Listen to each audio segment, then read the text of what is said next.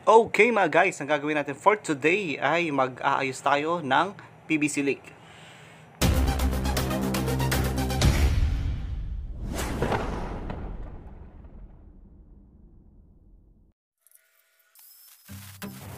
Yan, ang gagawin po natin ngayon, i-grinder po muna natin. Palabasin po muna natin yung tubo.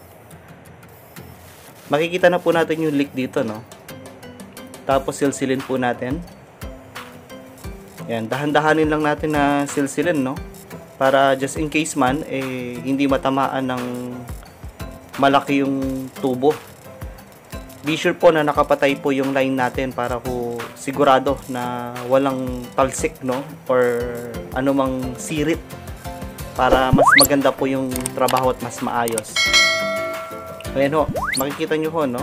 Na yung natitirang tubig na ito, yung pressure na lang na ito. Kasi dahil building po ito, yung ibang pressure po ng water ay pumunta po dito.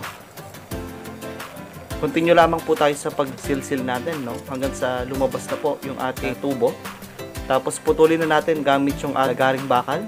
Tapos silsil ulit. Tapos ayan ho, dito po galing yung leak. Takpan muna natin ng plastic. Tapos assembly na po natin yung ating ilalagay. PVC po, no? Tapos yung elbow natin ginawa ko ng bakal para po mas matibay na. Heat gun po natin, tapos ipasok po natin dito sa ating tubo nang makuha niya na po yung proper shaping natin. Lihahin natin. Tapos gamitan natin ng ating solvent. Yan. Tapos syempre yung Teflon. Siguraduhin natin na talagang makapit sa ating gripo. Yan, after po niyan, nilagyan ko ng plastic talaga kasi merong pang konting tubig na lumalabas, no? Lihahin muna natin yung gilid ng ating PVC pipe para po kumapit, no, yung ating gripo, yung ating iduduktong. Sukatin po muna natin. Yan, all goods na po siya, no? So, ang gagawin po natin dito, patuyuin muna natin gamit yung ating heat gun para sigurado ho na walang anumang basa. Tapos yung solvent, pagpasensyahan nyo na, kinamay ko na kasi nalagyan na ng solvent yung kamay ko dyan. Kaya tinuloy ko na. Ayan, ganun lang kasimple.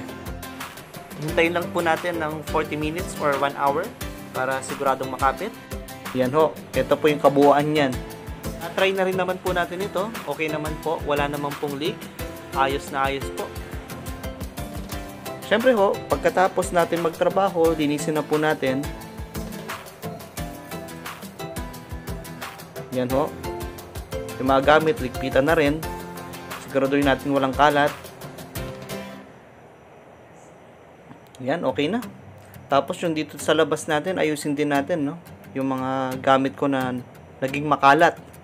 Kasi kapag nagtatrabaho, minsan hindi natin maiwasan yung makalat. Pero after nun, siguraduhin natin na ayusin at linisin natin. Kaya po, salamat po sa inyong lahat. Natapos na po.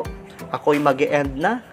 At finish na ang araw na ito. Okay na po yung ating tubo. Salamat po at God bless you all.